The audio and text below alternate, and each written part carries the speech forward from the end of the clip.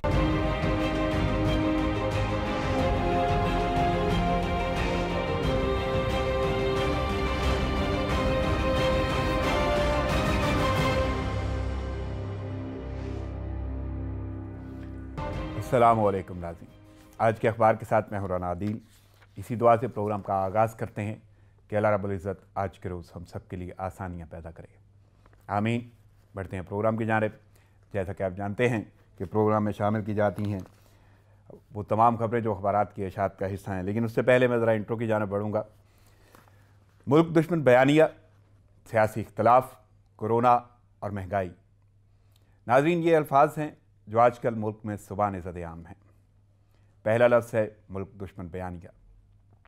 साबिक़ speaker कौमी assembly Ayaz Sadiq साहब ने ऐवान में एक बयान दिया जिस पर वो वजाहत देते हुए कहते हैं कि भारतीय मीडिया ने मेरा बयान सियाक़ व सबाक़ से हटकर पेश किया। अभी इस बयान का चर्चा था कि एक और बयान ऐवान से ही सामने आ गया जो वफाकी वज़ीर फवाद चौधरी साहब ने दिया, और उन्होंने भी अपनी वजाहत में ये कहा कि भारतीय मीडिया उनके बयान को तोड़ मरोड़ कर बयान कर रहा है। जाने क्यों? ऐवान में खड़े लोग जो शायद एक दूसरे से मुखातिब थे, लेकिन जब अपनी कही बात पर सफाई देने लगे तो उन्हें दुश्मन मुल्क का हवाला क्यों देना पड़ गया? अगर उन्हें लगता है कि मुल्क के अवाम पाकिस्तान के बारे में कही गई बातों पर दुश्मन मुल्क पर यकीन रखते हैं तो ये गलत फहमी है। ये वजाहतें उन बयानात की हैं जो पाकिस्तान के ऐवान में खड़े होकर दिए गए। क्या ही अच्छा होता कि ये लीडर्स अपने जज्बात पर काबू रखते हुए सिर्फ उन्हीं अल्फाज का इस्तेमाल करते जो उन्हें दरकार थे। अब ज़रा वफाकी वज़ीर इत्तलात शिबली फराज के बयान पर भी एक नज़र डालें तो वो कहते हैं पाकिस्तान में इस वक्त हाइब्रिड वॉर चल रही है। मेरे इदराक की वुसअत तो यही बताती है कि ये वही वॉर है जिसका सबसे ज़्यादा फ़ायदा दुश्मन मुल्क भारत उठाता है। सवाल ये है कि ये अवामी नुमाइंदे क्या ऐवान में खड़े होकर ये हाइब्रिड वॉर भूल जाते हैं? आखिर ये सियासतदान क्यों नहीं मोहतात अंदाज अपनाते? ऐसी सूरत हाल में तो अनवर मसूद के इन अल्फाज पर ही इक्तफ़ा करूँगा। वक्त की ओट में है कौन सा मंजर जाने, वक्त की ओट में है कौन सा मंजर जाने, आग लगती है कि पेड़ों को समर लगता है। दूसरा लफ्ज़ जिसका आगाज़ में जिक्र किया गया वो है सियासी इख्तलाफ का। अब इस इख्तलाफ ने सियासत को कैसी जला बख्शी है वो इनका बयानिया बता रहा है। एक सूबाई वज़ीर ने PDM को कुछ दिन कबल मिक्स अचार कहा था। आज PDM के सरबराह ने काबीना को अहमकों का मुरब्बा कह दिया है। कुछ दिन कबल एक हुकूमती सेनेटर ने ऐवान में बैठे अफराद की जानिब इशारा करके कहा था कि कायदे आज़म को इज़्ज़त दो अहमकों। ये जो मैंने हवाले दिए हैं वो ऑन द रिकॉर्ड हैं। सियासतदानों का बयानिया सियासी इख्तलाफ बढ़ाता है या अपनाइयत का तासुर देता है, फ़ैसला आप खुद कर लें। मुझे तो यही लगता है कि कहीं ये ना कहना पड़ जाए बकौल शायर, हज़ार शुक्र के मायूस कर दिया तूने, हज़ार शुक्र के मायूस कर दिया तूने, ये और बात कि तुझसे बहुत उम्मीदें थी। अब कोरोना और महंगाई की बात कर लेते हैं। कोरोना की दूसरी लहर जारी है। दिन भर 24 घंटे की अमवात और नए केसेस का रिकॉर्ड अवाम फिर से सुन रहे हैं, लेकिन एहतियाती तदाबीर कोई नहीं अपनाना चाहता। अब तो सज़ाएँ भी सुना दी गई, अपीलें भी की गई हैं, शिकायत करने के लिए नंबर भी जारी कर दिया गया। समझ से बाहर है कि इस मोहलिक वबा से मुतल्लक कौम को कब और कैसे शऊर आएगा। कोरोना की लहर अपनी जगह, महंगाई का सैलाब भी तो अपना किरदार अदा कर रहा है। अशियाए ज़रूरिया का हसूल एक इम्तहान बन चुका।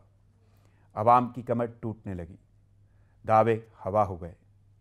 पेट्रोल की फ़ी लीटर कीमत में मामूली कमी की गई तो LPG की कीमतों में 9.5 रुपये फ़ी किलो इजाफा कर दिया गया। घरेलू सिलेंडर की कीमत 114 रुपये बढ़ गई। अवाम ने सर पकड़ लिए। सफ़ेद पोश तबके की ज़िंदगी तो अजीरन हो चुकी। अब सवाल यह है कि इस सब का ज़िम्मेदार कौन है? आम आदमी के दुख का मदावा कौन करेगा? सोचें, जिन्हें खुद रोटी के लाले पड़े हों और इन हालात में उनके यहाँ कोई मेहमान आ जाए तो क्या आलम होगा।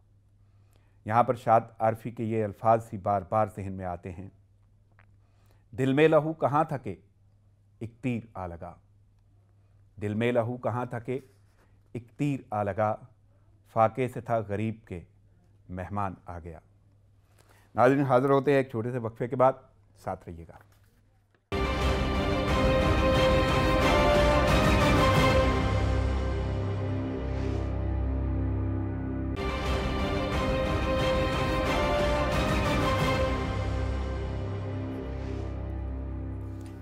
वेलकम बैक नाज़रीन खबरों और तजीयों का सिलसिला शुरू करते हैं। और सबसे पहले मैं आपसे मेहमान शख्सियत का तारुफ कराता चलूँ। मेरे साथ इस वक्त स्टूडियो में मौजूद है बड़ी हमजह शख्सियत हैं, बहुत सारे टाइटल इनकी ज़ात के साथ जुड़े हुए हैं, लेकिन मैं इत्तफ़ाक़ करूँगा मोटिवेशनल स्पीकर और तजियाकार मोहतरम जनाब तसद्दुक़ गिलानी साहब। अस्सलाम वालेकुम सर। वालेकुम अस्सलाम। आमद का बहुत शुक्रिया, मसरूफ़ियत के बावजूद आपने वक्त निकाला प्रोग्राम में शिरकत की, थैंक्स अ लॉट।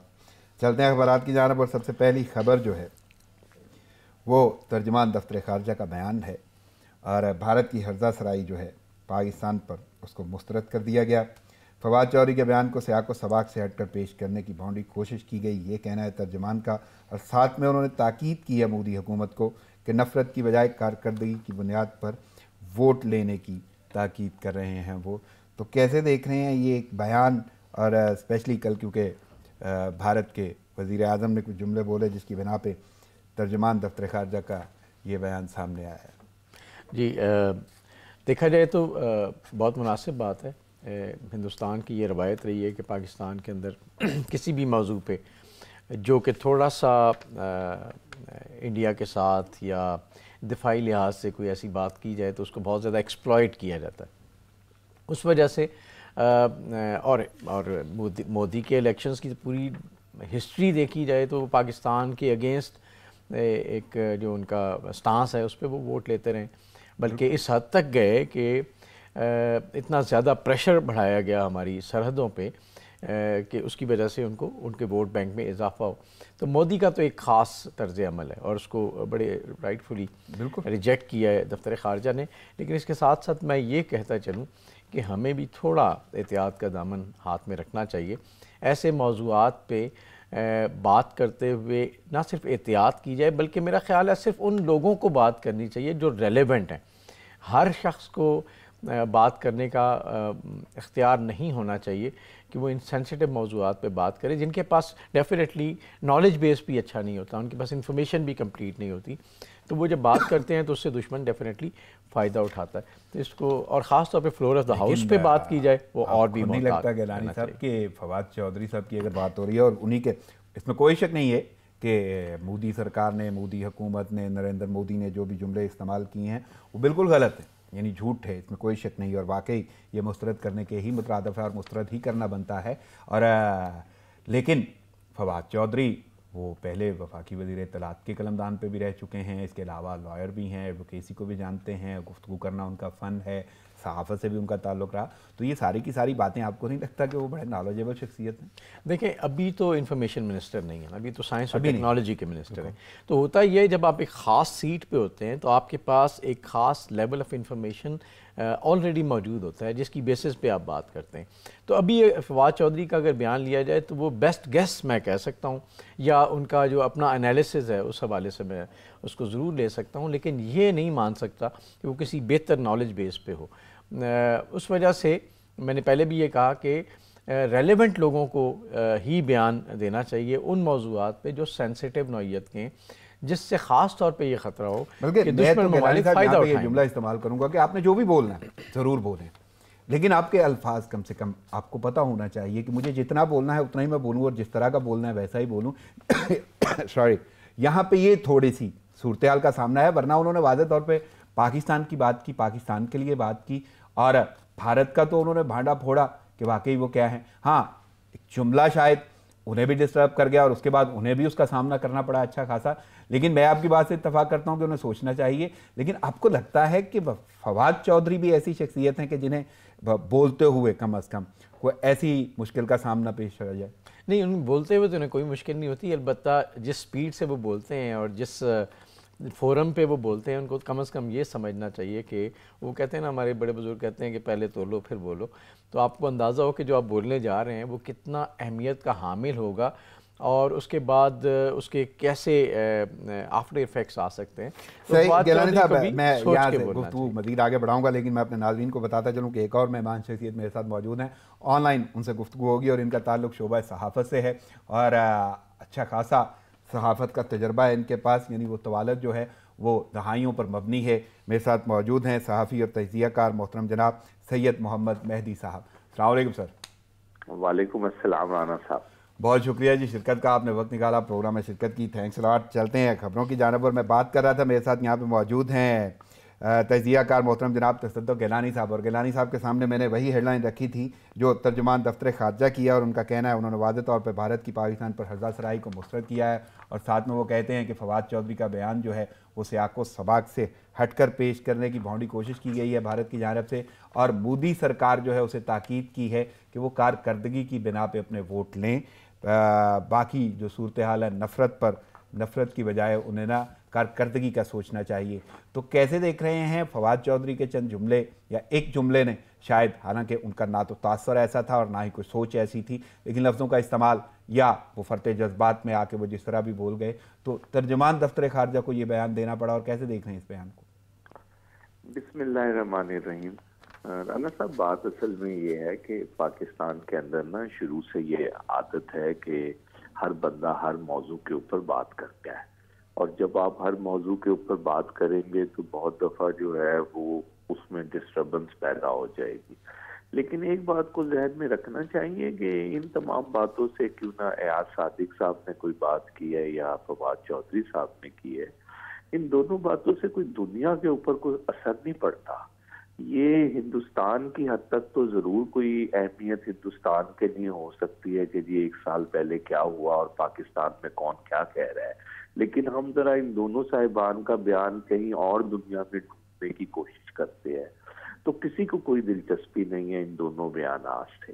तो ये पाकिस्तान और हिंदुस्तान की एक खास किस्म की फिजा है, क्योंकि हम उनके बयानात को यहाँ पर इस्तेमाल करते हैं कि देखो राहुल गांधी ने क्या कह दिया, और वो वहां पर कहते हैं कि मोदी कहता है कि राहुल गांधी या कांग्रेस या अपोजिशन जो है वो पाकिस्तान की जबान बोल रही है, या हम कहते हैं कि यहाँ की जो अपोजिशन है वो वहाँ की जबान। तो ये असल में हम दोनों के अंदर, जिसे पंजाबी में कहते हैं, ईट खड़का लगा रहता है, लेकिन इसका कोई दुनिया के ऊपर जो है ना आज। लेकिन मेहदी साहब, मेरा सवाल तो ये है कि ठीक है ईट खड़का लगा भी रहता है, पहली बात तो ये कि इन शख्सियात को ये सोचना चाहिए कि वो जो कह रहे हैं वो कहीं ना कहीं ज़रूर, बल्कि कहीं ना कहीं क्या मुल्क में तो हेडलाइंस बनेगी ना।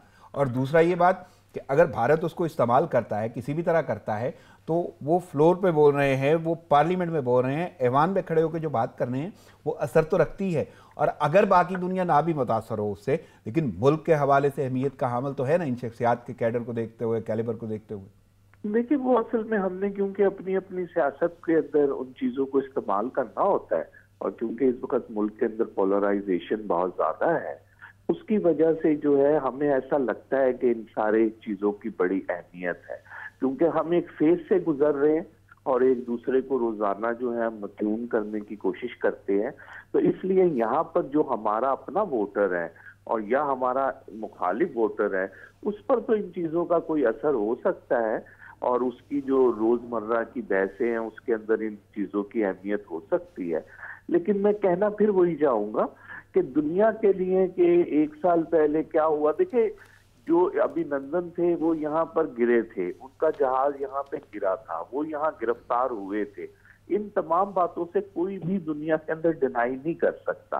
तो ये सारी जो चीजें हैं कि पाकिस्तान ने क्या हासिल किया था, ये सबको सब पता है। अब बताओ, जो जहां तक बात करने की बात है, क्योंकि यहाँ पर एक सिलसिला शुरू हुआ है, और क्योंकि वजीर आजम साहब खुद बहुत ज्यादा अपने मुखालफिन के मुतालिक गुफ्तगू करते रहते हैं, इसलिए वो एक ठहराव नहीं पैदा हो रहा। और 2018 के इलेक्शन से पहले से जो काम शुरू हुआ था, आज वाले दिन तक वो उसी स्पीड के साथ जो है वो चल रहा है। इसलिए हम महसूस करते हैं कि शायद ये बहुत बड़ी बड़ी बातें हो रही हैं। चलें मेहदी साहब, मैं इस पे सवालात आपके सामने रखूंगा, के बाद खत्म हो जाता है ये मामला। और मैं इसी हवाले से बहुत सारे सवालात हैं मेरे पास, मैं वो सवालात आपके सामने रखूंगा, लेकिन मैं ज़रा गिलानी साहब की जानिब जाऊँगा। गिलानी साहब, बात तो हो रही है एयाज सादिक, साबिक स्पीकर हैं, अच्छा खासा बैकग्राउंड है सियासत के हवाले से, दिग्गज शख्सियत हैं, अच्छा खासा तजर्बा है और बड़े कूल शख्सियत मानी जाती हैं। लेकिन उनका एक जुमला वाकई उन्होंने जो कहा, कहीं ना कहीं हसासियत के हवाले से, तजर्बे के हवाले से, ملک کے حوالے سے، رازداری کے حوالے سے بڑی اہمیت کا حامل تھا، جو انہوں نے زبان زد عام کر دیا ہے۔ لیکن اس کے بعد جو بھی صورتحال ہے پاکستان میں سیاسی حوالے سے، میں اس کا ذکر کروں گا، اس میں اب ان سے کہا جا رہا ہے کہ وہ معافی مانگے حکومت کی جانب سے، لیکن انہوں نے واضح طور پہ کہہ دیا ہے کہ کیسی ندامت، کاہے کی معافی، سینے میں اور بھی بہت سارے راز دفن ہیں۔ اب یہ متنازع بیان پر معافی مانگنے سے انہوں نے انکار کر دیا ہے۔ ان کی اپنی سیاسی سوچ کیا ہے، ان کی قیادت کیا سوچتی ہے، کس بیس پہ انہوں نے یہ جملہ بولا ہے، لیکن یہ جملہ اہمیت کا حامل تو ہے نا، اور اس سے ادارے بھی جڑے ہوئے ہیں، تو کیسے دیکھ رہے ہیں؟ اور اس کے بعد ان کا واضح طور پہ یہ کہہ دینا کہ کوئی معافی نہیں مانگوں گا، کاہے کی معافی، تو کیسے دیکھ رہے ہیں؟ جی رانا صاحب، بات یہ ہے کہ کچھ موضوعات ایسے ہوتے ہیں جو کہ آپ کی ملک کی نیک نامی یا بدنامی کا باعث بن سکتے ہیں، اور ان کے بارے میں جیسے میں نے پہلے کہا کہ بہت ریلیونٹ لوگوں کو ہی اپنی زبان کھولنی چاہیے۔ ایاز صادق صاحب نے بھی اب اس کے پیچھے کیا محرکات تھے جس کی وجہ سے یہ بیان دیا، جیسے ابھی ہم پہلے بات کر رہے تھے فواد چودھری صاحب کی، فلور آف دا ہاؤس ایسی باتیں کہنا جو کہ آپ جس کو آپ راز بھی سمجھتے ہوں، تو راز سے پردہ اٹھانے کے لیے بھی اگر یہ راز ہی تھا تو کوئی دنیا میں ایک نارمز ہیں کہ آپ کوئی 25 سے 30 سال کا عرصہ گزارتے ہیں، اس کے بعد آپ اس طرح کی باتیں کرتے ہیں، کیونکہ آپ لوگوں نے حلف لیا ہوتا ہے کہ ملکی جو راز ہیں ان کی حفاظت کی جائے گی۔ اب اگر سیاست میں کوئی ایسا موڑ آیا ہے جس میں آپ کو پولیٹیکل سکورنگ کی ضرورت پڑ رہی ہے، تو اس کا مطلب ہرگز نہیں ہے کہ آپ کوئی ایسا راز اپنے منہ سے اس سے پردہ اٹھانے کی کوشش کریں، اور بہت ساری باتیں ہیں جو کہی جا سکتی ہیں۔ دوسری بات یہ ہے کہ اگین ایاز صادق صاحب ایز اسپیکر قومی اسمبلی، میرا نہیں خیال کہ وہ اتنے ریلیونٹ رہے ہیں، اب تو بالکل اپوزیشن میں جو اس طرح کی باتیں، لیکن ایک شخصیت کا امیج تو ہوتا ہے، بلکہ شاید خاقان عباسی واضح طور پہ کہتے ہیں کہ نہیں کرنی چاہیے تھی انہیں بات، لیکن اس کے باوجود ایاز صادق ابھی بھی یہ کہہ رہے ہیں کہ جو انہوں نے کہا ہے اس پہ نہ تو وہ معافی مانگے، دوسرا وہ یہ کہہ رہے ہیں کہ یہ جان بوجھ کر اس کو سیاسی رنگ دیا جا رہا ہے۔ دیکھیں بات یہ ہے کہ ان کو معافی مانگیں یا نہ مانگیں، لیکن کم از کم یہ بات جیسے شاہد خاقان عباسی نے بھی کہا، بہت سارے اور لوگوں نے کہا کہ یہ بات نہیں کہنی چاہیے تھی، کم از کم اس پہ وہ خاموشی اختیار کر لیں اگر انہوں نے معافی نہیں مانگنی، لیکن آپ ڈینائل میں جائیں، آپ کہیں کہ نہیں میں اس پہ قائم ہوں اور میرے پاس اور بھی بہت سارے راز ہیں، تو میرا خیال ہے یہ بات کہیں کسی اور طرف لے کے جانے والی ہے۔ بعض اوقات انسان سے وہ باتیں ہو جاتی ہیں، سلپ آف دا ٹنگ کہیں یا کوئی بھی ایسا موقع کی نزاکت کہیں جس پہ آپ کو بعد میں احساس ہوتا ہے کہ نہیں یہ نہیں ہونی، یا ملک میں ماحول ایسا بن جاتا ہے کہ وہ بندہ کہتا ہے کہ یہ نہیں ہونی چاہیے، تو اس پہ کم از کم خاموشی اختیار کی جا سکتی ہے۔ لیکن ایک تو انہوں نے ریزن یا اپنے جو جواز پیش کرتے ہیں اس میں یہ کہتے ہیں کہ شاید سامنے سے ان کو ایسے جملوں کا سامنا ہوتا ہے اس لیے انہوں نے بات بھی کی ہے، اور دوسرا تو وہ یہ کہہ رہے ہیں غدار قرار دینا کسی بھی صورت کسی کا حق نہیں ہے کہ انہیں غدار قرار دیا جائے۔ تو اب صورتحال بڑی عجیب ہو گئی ہے، تو کیا لگتا ہے سیاست میں مزید کوئی یہ سلسلہ چلتا رہے گا؟ دیکھیں ایک غصے کا ماحول ہے، ایک ایموشنل ایٹماسفیئر ہے پولیٹیکل گراؤنڈز پہ اس وقت۔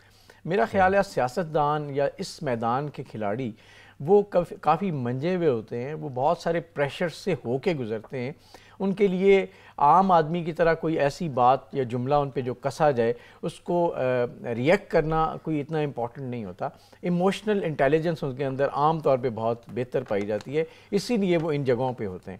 لیکن اگر کوئی یہ کہے کہ میں نے اس لیے یہ بیان دیا کہ مجھے ایموشنلی اس وقت کسی اور نے ایسے جملے کہے تھے اور میں نے اس طرح کی بات کی، تو یہ میرا نہیں خیال کہ اس لیول پہ اس سٹیج پہ مناسب بات ہے۔ اور جیسے آپ یہ کہہ رہے ہیں کہ اس اسمبلی کے فلور پہ اس طرح کی باتیں، تو میرا خیال ہے کہ اگر کوئی بھی شخص یہ بات کہے یا کوئی ایسا بیان دے، تو میرا خیال ہے ایاز صادق صاحب کی بڑی معتدل شخصیت سمجھی جاتی ہے، ان کو برداشت سے کام لینا چاہیے تھا۔ اگر ان کے پاس کوئی ایسی انفارمیشن تھی بھی جو میرا نہیں خیال اتنی ریلیونٹ ہوگی اس وقت پہ، تو ان کو اس سے بالکل اجتناب کرنا چاہیے۔ میں ذرا مہدی سر کی جانب جاتا ہوں۔ مہدی سر، بات یہ ہو رہی ہے کہ ایاز صادق صاحب نے، یعنی ان سے مطالبہ کیا جا رہا ہے حکومت کی جانب سے بار بار کہ وہ معافی مانگیں، اور उन्होंने बोला है कि काहे की माफ़ी, और वाज़ेह तौर पे वो कहते हुए नज़र आ रहे हैं कि गद्दार करार देना किसी का हक नहीं, बात को बिला वजह सियासी रंग दिया गया है। तो मेरे सवाल ये हैं कि आपको भी यही लगता है कि क्या कोई ऐसी ही बात है जो अयाज सादिक कर रहे हैं,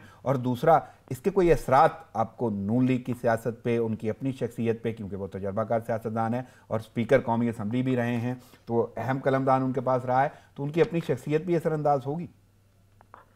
देखिए, फिर बात वहीं आ जाती है कि ये जो सारी सूरत हाल है ना, ये असल में पॉलिटिकल बैकग्राउंड के अंदर है, और शायद वो माफी की कोई बात करते भी, लेकिन हुआ ये है कि शिबली फराज साहब ने बाकायदा उंगली के इशारे से कहा कि अब ना माफी का वक्त भी गुजर गया है, बिल्कुल, ये और अब कानून अपना रास्ता निकालेगा।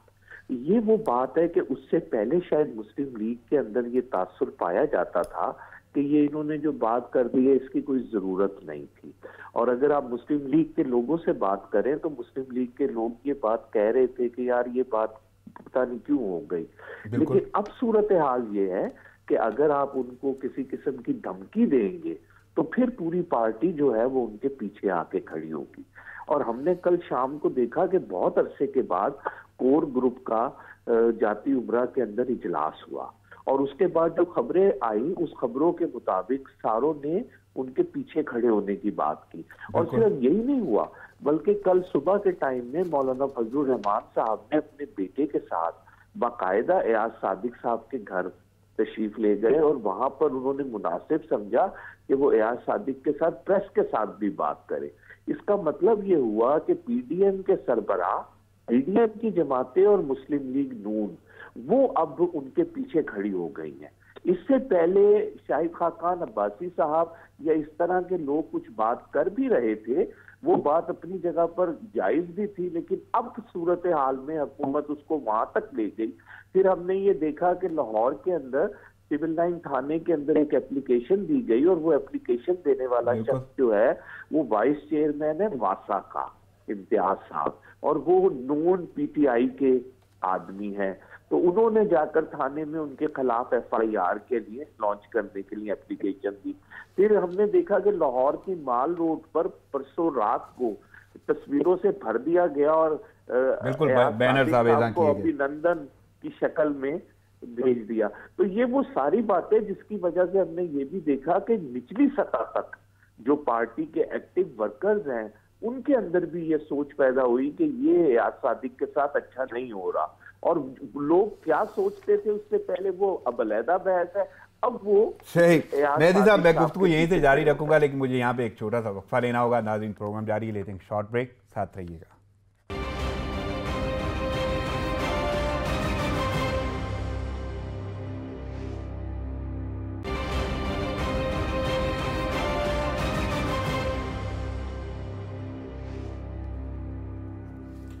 वेलकम बैक नाज़रीन खबरों और तजियों का सिलसिला जारी है, और ये सिलसिला वहीं से जोड़ते हैं जहाँ से टूटा था। और मेहदी सर, मैं आपकी जानिब आऊँगा, और मौलाना फजलुर रहमान का जिक्र किया आपने उस मुलाकात का जो उन्होंने एयाज सादिक से की, बल्कि उनके घर की मुलाकात, और उसके बाद उन्होंने मीडिया से टॉक भी की। तो फजलुर रहमान तो ये कहते हैं कि एयाज सादिक ने जो भी कहा है वो बिल्कुल दुरुस्त कहा, और साथ में कहते हैं वतन से मोहब्बत असासा है, किसी के सर्टिफिकेट की ज़रूरत नहीं, स्पेशली ये गद्दारी के हवाले से उन्होंने बात की है। तो कैसे देख रहे हैं मौलाना का ये बयान? देखिए, मौलाना का बयान जो था ना वो एक्सपेक्ट था, क्योंकि हाफिज हुसैन अहमद साहब ने एक टीवी प्रोग्राम के अंदर जिस किस्म की लैंग्वेज इस्तेमाल की नवाज शरीफ साहब की तकारीर के हवाले से, उसके बाद ये ज़रूरी हो गया था कि क्योंकि वैसे तो मौलाना अब्दुल गफूर हैदरी साहब ने हाफिज हुसैन अहमद साहब के बयान की वजाहत कर दी थी कि ये उनका ज़ाती है, इसका जमीयत उलमा इस्लाम से कोई ताल्लुक नहीं। लेकिन इसके बावजूद फजलुर रहमान साहब की तरफ से, तो फजलुर रहमान साहब ने बुनियादी तौर पे दो बातें मेरे ख्याल में वहां आकर की हैं। एक तरफ जहां एयाज सादिक साहब को उन्होंने ये सर्टिफिकेट दे दिया है कि वो गद्दार नहीं है, दूसरे नंबर पे जो कुछ भी पीडीएम के जलसों के अंदर बात हो रही है उन्होंने उसको भी ओन किया है, वो किसी ने भी जो भी तकरीर की है, और उन्होंने अगले फेज की भी बात की है। तो उनका दौरा अगर आप गौर फरमाएं तो उस दौर जहां वो एयाज सादिक साहब से मिले हैं, वहां पंजाब के मुस्लिम लीग के सदर राना सनाउल्लाह भी वहां मौजूद थे, और ख्वाजा साद रफीक साहब भी मौजूद थे। इसका मतलब है कि ये बाकायदा एक डिजाइन जो था वो मुलाकात थी, جو طے شدہ تھی، اور لیڈرز جو مسلم لیگ نون کے ہیں ان کے بھی نالج میں ضرور تھی. تو یہ بہت اس حوالے سے اہم ملاقات تھی. نہیں ملاقات تو اہم ہے، لیکن میں یہ پوچھنا چاہتا ہوں، ایک تو نون لیگ کی سیاست، دوسرا پی ڈی ایم کی تحریک، اس کو اب کہاں دیکھ رہے ہیں ان بیانات کے بعد؟ جی میرا کہنا ہے کہ اس کے اندر کوئی فرق نہیں پڑے گا، اور مسلم لیگ نون جو سیاست چلا رہی ہے وہ اسی پر چلے گی، اور پی ڈی ایم نے کل بتا دیا ہے کہ وہ ان کے ساتھ ہی چلے گی. مولانا فضل الرحمان صحیح. گیلانی صاحب آپ کی جانب آؤں گا، اور آپ سے میں جاننا چاہوں گا کہ مولانا فضل الرحمان یہی کہہ رہے ہیں کہ جو بھی کہا ہے انہوں نے درست کہا ہے ایاز صادق نے، اور ساتھ میں انہوں نے بولا ہے کہ کوئی بھی سرٹیفکیٹ کسی کو بھی کوئی بھی سرٹیفکیٹ دینے کی ضرورت نہیں ہے، وطن سے محبت اثاثہ ہے. تو آپ کو لگتا ہے کہ واقعی ایسی کوئی بات نہیں ہے؟ جی دیکھیں، جو ابھی مہدی صاحب نے بات کی وہ بڑی مناسب تھی کہ پہلے یہ تاثر ان صفوں میں پایا جاتا تھا کہ ایاز صادق صاحب کو یہ جملہ نہیں کہنا چاہیے تھا، لیکن جب ریٹیلیشن آئی گورنمنٹ کی طرف سے اور پرووکنگ قسم کے بیانات آئے، اس کے بعد شاید یہ ڈیسیژن لیا گیا ہوگا کہ نہیں، اب ہم نے ان کے ساتھ کھڑا ہونا ہے. دوسری بات یہ ہے کہ رانا صاحب، ریاست الحمدللہ کوئی اتنی کمزور چیز نہیں ہے کہ کسی کے ایک جملے سے اس پہ کوئی فرق پڑے. ظاہر ہے ہر انسان کا اپنا ایک مطمع نظر بھی ہے اور اس کا سٹیٹ آف مائنڈ بھی ہوتا ہے. چیز کو مد نظر رکھتے ہوئے ریاستی اداروں نے بھی تو واضح طور پہ واضح کیا نا اس چیز کو. جی، ان کا فرض بنتا تھا کہ وہ اس کی کلیریفیکیشن جاری کریں تاکہ بات جو ہے وہ ایک پیرائے کے اندر لیکن نون لیگ کا یہ کہنا ہے کہ ان سے جوڑی جا رہی ہے یہ بات یہ سیاسی تھی، جس طرح انہوں نے بولا ہے کہ یہ بالکل سیاسی بیان ہے نون لیگ کا بھی. اور اس حوالے سے میرا نہیں خیال کہ میرا خیال جو غداری کی بات ہو رہی ہے وہ گورنمنٹ کی اسپوکس مین کی طرف سے ہو رہی ہے. خدا نخواستہ آئی ایس پی آر نے یا کسی نے یہ بات نہیں کی، انہوں نے صرف ایک پوائنٹ کو کلیئر کیا ہے. ہاں، جو بات غداری کی ہے، دیکھیں میں جیسے بات کرتا تھا، اسٹیٹ کو اتنی کمزور چیز الحمدللہ نہیں ہے، اور نہ ہی کوئی ایک جملہ کہنے سے یا کوئی ایسی بات کہنے سے کوئی غدار ہو جاتا ہے. ہاں، اس کو اگر ہم یہ میرا خیال اس سیاست کے اس طرز عمل کو ہمیں اب چھوڑ کے آگے جانا چاہیے کہ جو بات غلط ہوئی ہے اس پہ بات کی جائے، بجائے اس کے کہ ایک ٹھپا لگا دیا جائے کہ آپ غدار ہیں. ہاں، جو بات غلط ہوئی ہے اسے کہا جائے کہ یہ بات غلط ہے، اور اس کا صحیح جو معنی ہے وہ اس طرح سے ہو سکتا ہے، اس کو کلیریفیکیشن کی جائے. لیکن میرا نہیں خیال کہ اب اس دور میں آگے گوئنگ فارورڈ ہمیں ان غداری کے معاملات میں زیادہ پڑھنا چاہیے، کیونکہ ان کا بھی ایک ووٹ بینک ہے جنہوں نے یہ بات کی ہے. اور اس میں کوئی شک نہیں ہے، پر جو حکومتی بیانیہ ہے، میں حکومتی اراکین کی بات کروں گا جس میں شیخ رشید وہ یہ کہتے ہیں کہ اپوزیشن ریاست نہیں سیاست بچاؤ کی پالیسی پر گامزن ہے، اور شبلی فراز جن کی آپ بات کر رہے ہیں کہ وہ گورنمنٹ کے اسپوکس پرسن، ان کا کہنا ہے کہ دشمن کا اعلیٰ کار طبقہ اداروں پر حملہ آور ہے. تو یہ جو بیان بازی ادھر سے ہو رہی ہے اس کو پھر کیسے لے رہے ہیں آپ؟ دیکھیں، میں بات پہلے بھی کہتا رہا ہوں کہ سیاست کو سیاست کی حد تک رہنا چاہیے دونوں سائڈ سے، اس کے بیچ میں اداروں کی بات کم سے کم کی جائے. پچھلے کچھ عرصے میں یہ بات نوٹس کی گئی ہے کہ نواز شریف صاحب کی طرف سے میرا خیال باقاعدہ نام لے کے کچھ باتیں کہی جا رہی ہیں جو اس سے پہلے ہماری سیاست میں کم از کم نہیں ہوئی. یہ ایک بہت بڑی ایک پیش رفت تھی جس کے حوالے سے ایک بے چینی ضرور محسوس کی گئی ہوگی اور کی جا رہی ہے. تو اس حوالے سے کوئی کاؤنٹر میکنزم ضرور ایکٹیویٹ ہوتا ہے گورنمنٹ کی طرف سے بھی. لیکن میں پھر یہی کہوں گا کہ جب بھی آپ سیاست کی بات کریں کم از کم ریاست کو اس سے علیحدہ کر لیں، اپنی سیاسی جماعتوں کی حد تک اس کو رکھیں.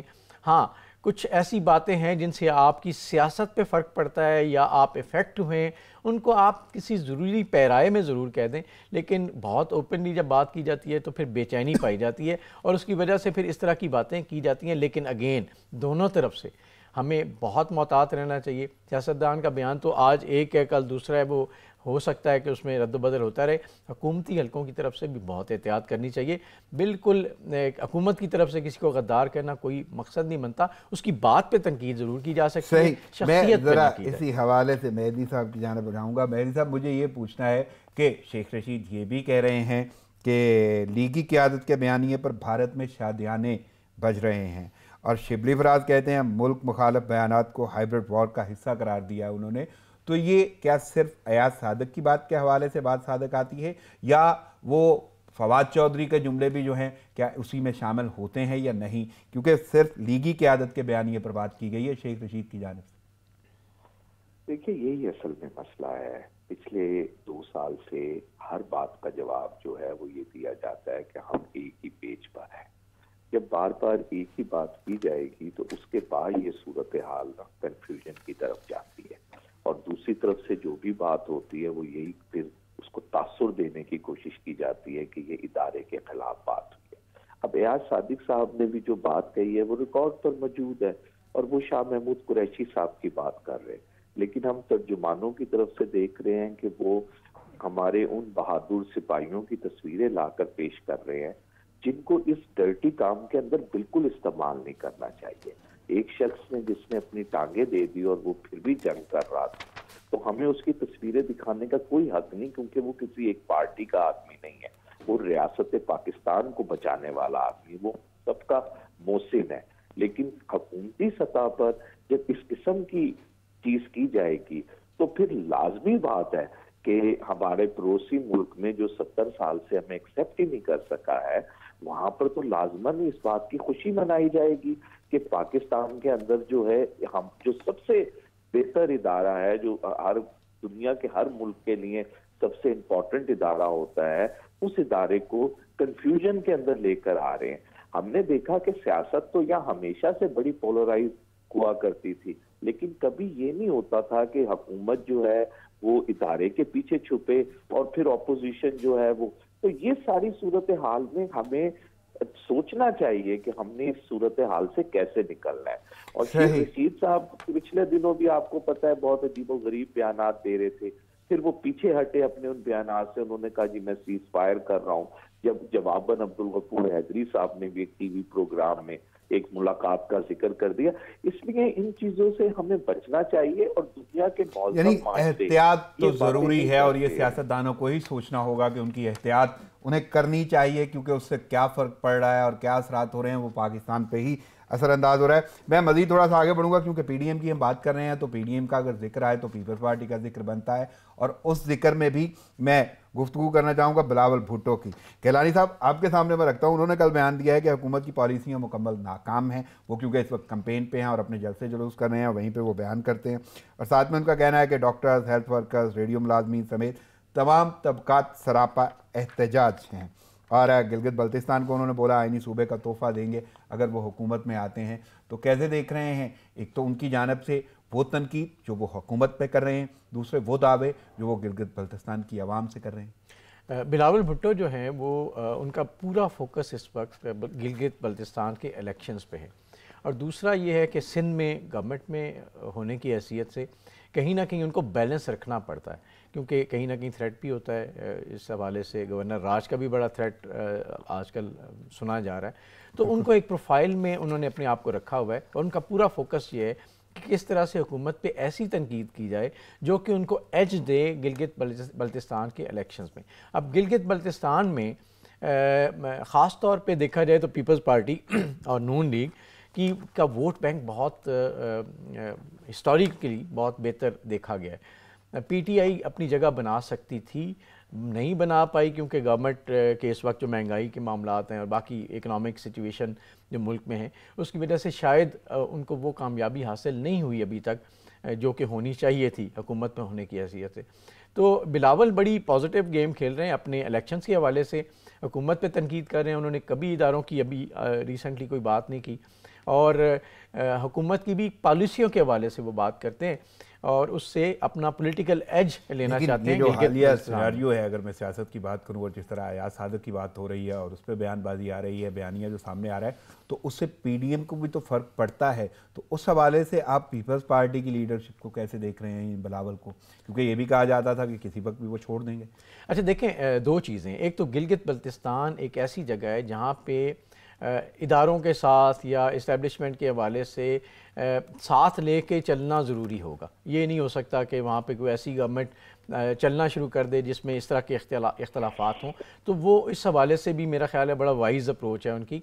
اور دوسری بات یہ ہے کہ اگین جب وہ گورنمنٹ میں ہے سندھ کے اندر، وہاں بھی ایک پریشر کو اوائڈ کرنے کی وہ کوشش کرتے رہتے ہیں. تو پی ڈی ایم میں یہ ایاز صادق صاحب کے حوالے سے آپ دیکھیں تو انہوں نے کوئی خاص بیان بازی نہیں کی، وہ اس چیز میں انوالو نہیں ہوئے. ان کا پورا فوکس ہے کہ وہ کس طرح جی بی میں اپنا ووٹ بینک انکریز کریں، الیکشن میں بہتر پرفارم کریں. اور اگلے دنوں میں آپ دیکھیں گے مریم نواز بھی جی بی میں ہوں گی، فضل الرحمان بھی ہوں گے، عمران خان صاحب کی پارٹی بھی ہوگی. تو وہ ایک ماحول نومبر میں آپ کو تھوڑا سا مختلف نظر آئے گا. صحیح. میری سر آپ سے جاننا چاہوں گا، میں پیپلز پارٹی کی جانب سے جو بیان سامنے آیا ہے، یعنی بلاول بھٹو کمپین پہ ہیں اور واضح کہہ رہے ہیں کہ تمام شعبوں میں جو ہے وہ عوام جو ہے سراپا احتجاج ہے.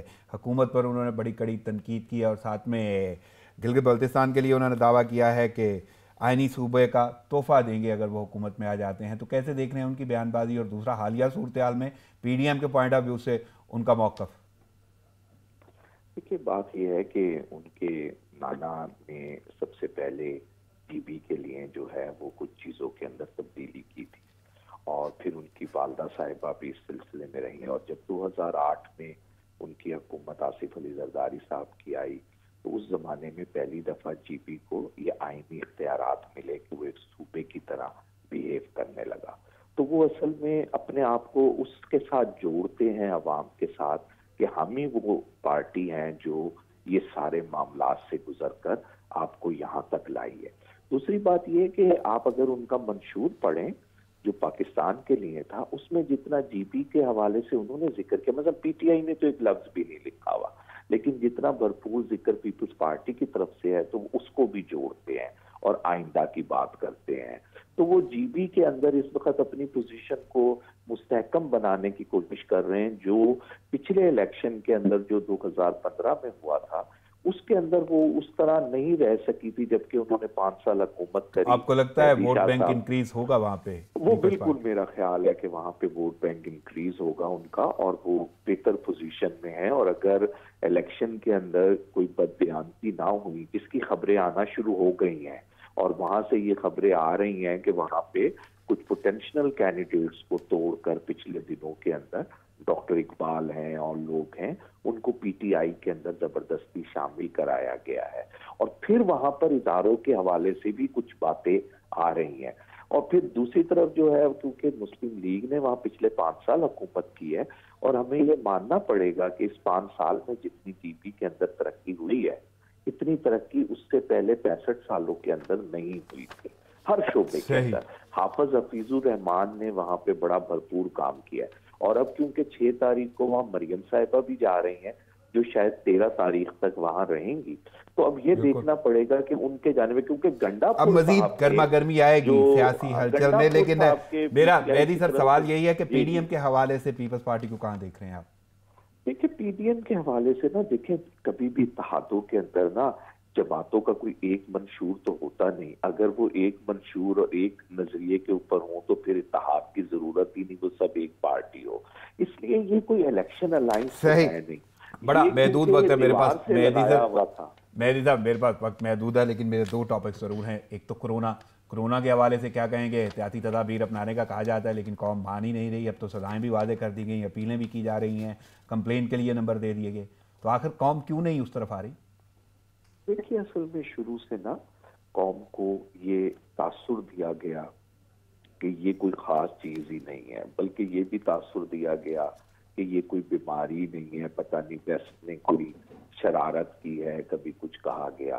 اس لیے کنفیوژن جو تھی وہ پہلے دن سے موجود تھی.